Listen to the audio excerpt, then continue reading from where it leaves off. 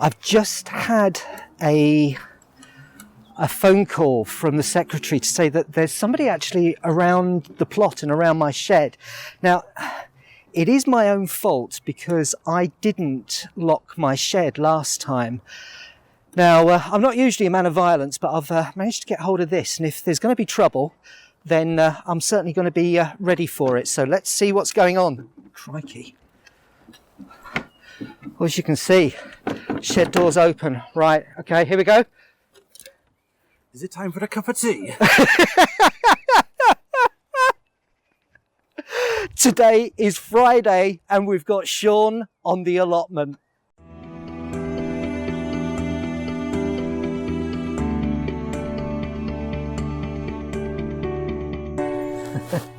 So as you see, it was really nice to be able to show Sean around my plot, and we had fun, and there'll be more from Sean later on in this video. But today is Saturday. Sean came over yesterday, and this is day 14 of 2015 on the allotment. You can probably see that it's very overcast today. We've actually had rain to begin with, and it was a bit of a soggy morning. So it's just after lunchtime now, and so I'm here, and I'm going to try and get as much as I can planted out. I've got some ornamentals to plant out, but one of the first things that I wanted to show you is, I mean, we have been moving everything up to the plot now, but there's a few things left at home, and there's a few things that are doing well, and there's a few things that are not doing so well. So let me show you those. Well, these are the last seedlings that I have left here.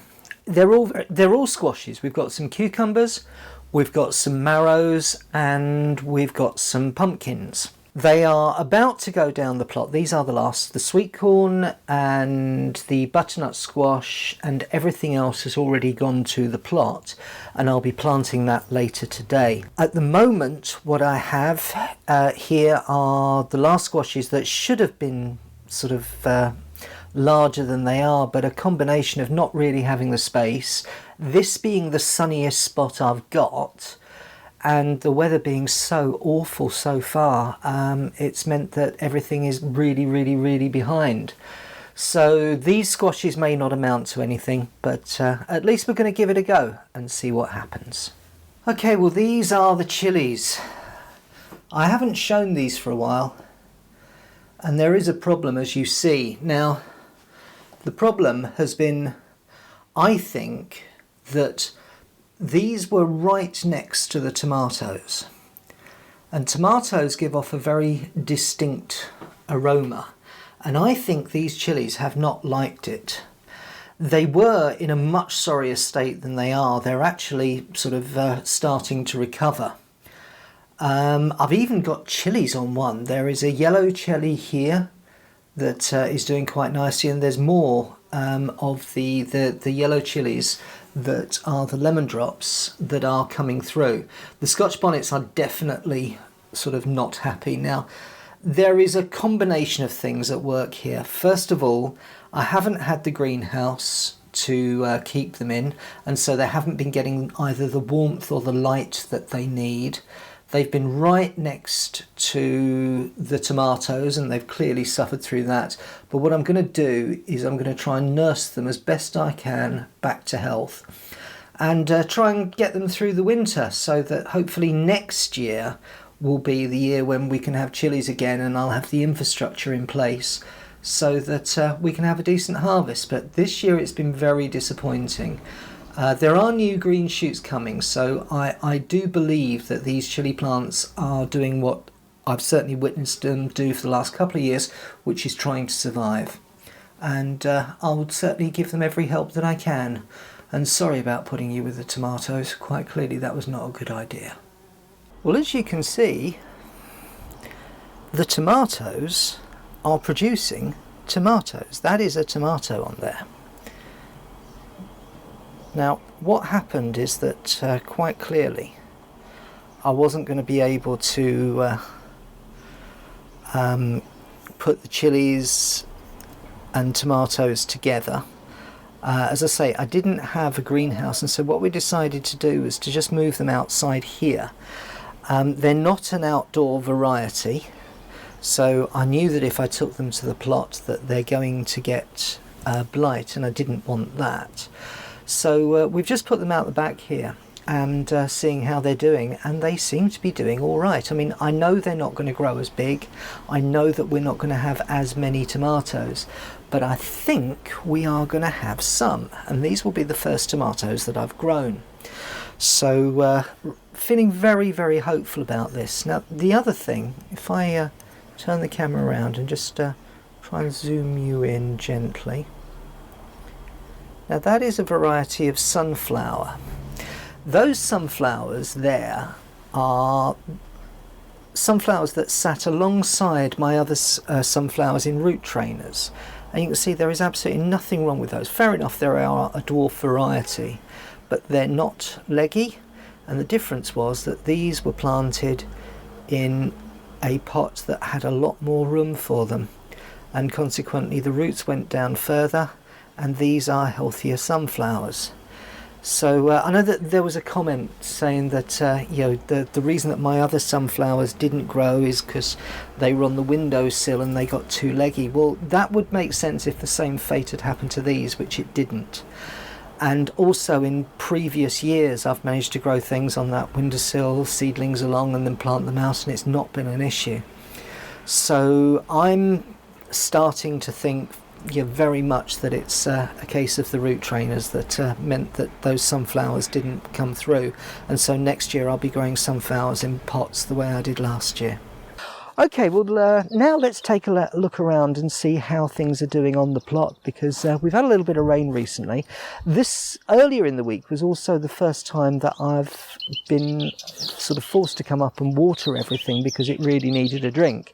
Now of course today there's not a lot of watering that needs to be done, but let's see how it's enjoyed all that nice water. Well, one of the things that I have done is to bring down the rest of my sweet corn. Now, I don't know if you remember, but I put in 20, almost 30 seeds. There were 4, 8, 12, 16, 20, 24. Okay, 24 seeds, of which I've got 9. So that's really not a very good germination rate at all. I'm going to put these in to plug the gaps for the ones that have died and been blown to bits. So we'll see if we get any sweet corn at all this year. I couldn't help but notice that Blue Star Dave says that he reckons it's way too late for sweet corn now. I don't know, I've never grown it before, but we'll see. Of course, also it's a case of getting out the mare's tail that seemingly has grown overnight, and certainly since I weeded this last week. Mare's tail is going to become an issue here, I know it. So we'll deal with it as best we can. You see what I mean about this? I'm just putting this sweet corn in there, and as soon as it's free of the root trainer, it loses all of its root ball. Now I've watered these just before I've done it, done all the things that you should, but I know that if I was growing these in pots that I wouldn't have this issue, because I've grown them in pots before, not sweet corn, but I grew all my plants in pots last year, and I didn't have this issue. And the thing about burying them as well, I mean, it was so much easier last year with loo rolls. You just take the loo roll and bury the loo roll. You see here, this one's fallen apart as soon as I've taken it out.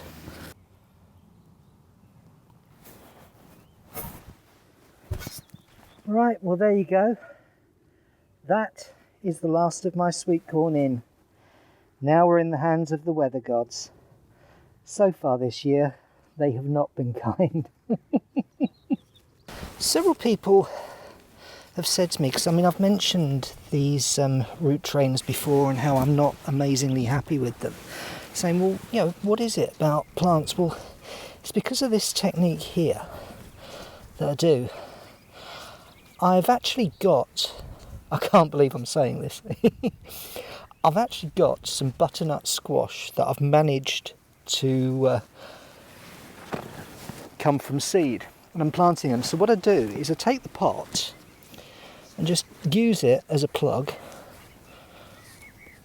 I've got some manure, I've got some compost in here, so they've got something to work off. So here's my plug. I've doused this with water so that it's absolutely soaking. So then I'll just push it out in the hole. Now those roots are completely undisturbed. I'm doing a kind of Three Sisters thing here, sort of like planting them in the middle of the sweet corn, so that if by some miracle the sweet corn grows, that the butternut squash can weave between them. So I've got 3 of these that I've managed to bring up, which is 3 more than I thought I was going to have. But whilst I put the rest of these in, have a look, because Sean, when he was here, had a look around the plot as well, and he had plenty to say about what was going on here. I'll see you in a minute. So then, Aaron, what variety of potatoes are these? These ones here Yeah. are International Kidney, Otherwise known as the Jersey Royal? Royals. I've grown these every year I've been gardening, and they're always the best tasting ones that we get. So, And you're doing them all in bags? Yes. Are you still, because this is a fairly new plot, are you still trying to get to know the soil? Absolutely. This first year is really about me sort of learning what this ground is and getting as much as I can, so that I can get a plan. I mean, the worst thing that I could have done would have been to come in and just put everything in the wrong place. So it's all about learning this year. It's a bit like everything else, just do a small bit and do it often, and you'll soon get to a plot that's similar to the ones next door, They're amazing, the ones next door, and But this site, I'm quite surprised that it is on a bit of a slope. One sneeze and you're down by the shed. Yeah. I have actually taken a tumble down there once. Right. In January when I first got on. That's £250. So.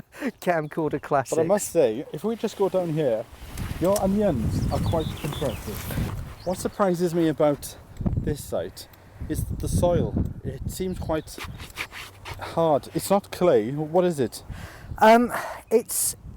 There's an awful lot of sand that's been put on here at some point. I think it was clay, and then sand has been put down. My plan is to put as much manure down at the end of this year to build soil up, because roots move quite easily through it. But I can see it looks hard and tough, but when you touch it, it just crumbles. Yeah. Have you thought on this site, because it is on a bit of a slope, about putting maybe the tiers in? That is one of the things. Because if you did take a tumble, there'll be more tiers. So you've got to decide what type of tiers There'll you be want. tiers before bedtime at that rate. Yeah, I think that's an excellent idea, and it's definitely something that I want to be looking at. Because, as you say, we are on quite an incline here.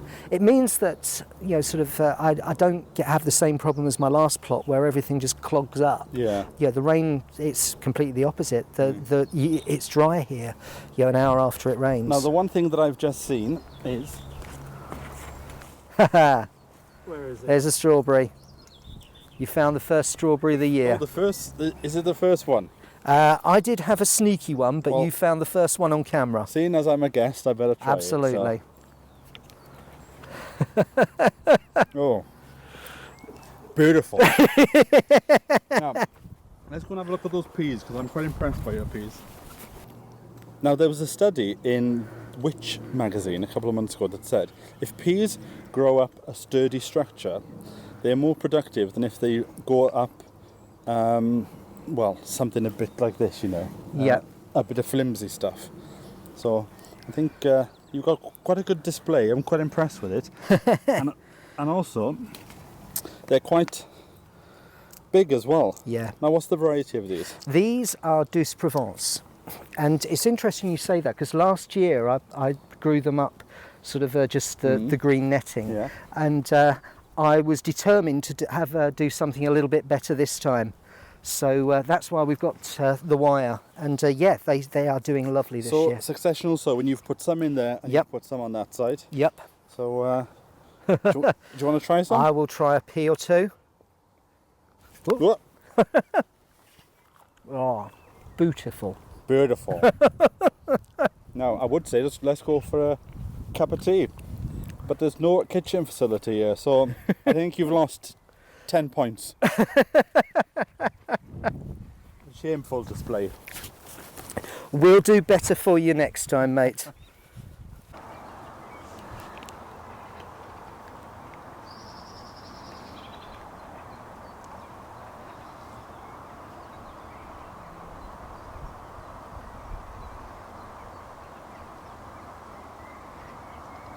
Thank you so much, Sean, for coming by.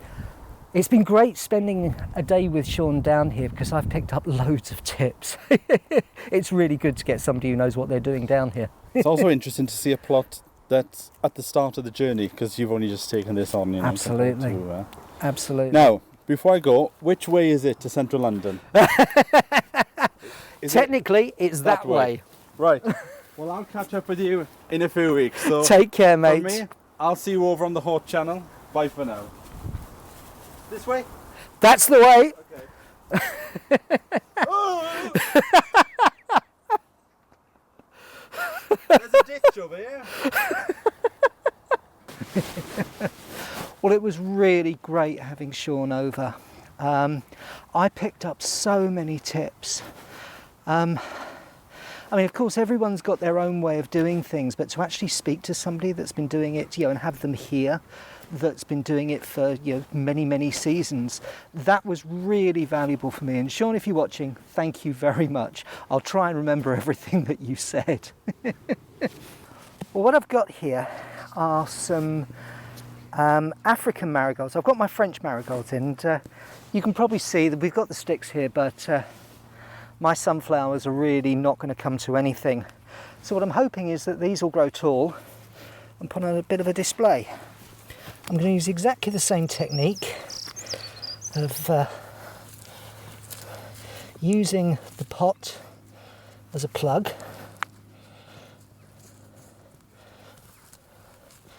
I'm making sure that the ground's quite moist and the pot is quite moist so that it takes its shape, and out she comes, and there is a gloriously unstressed marigold, which hopefully is going to straighten up, but I'll do some more.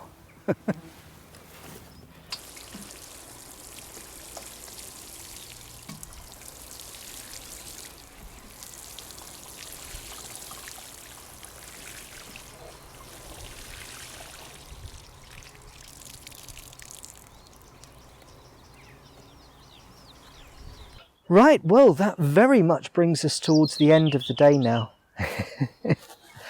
It's been a bit of an unusual episode, and it's been wonderful to have friends and guests over. So I hope you've enjoyed it. Certainly a little bit more and a little bit different to what you're used to. Well, thank you so much for watching, and I'll see you next time on The Allotment. Goodbye.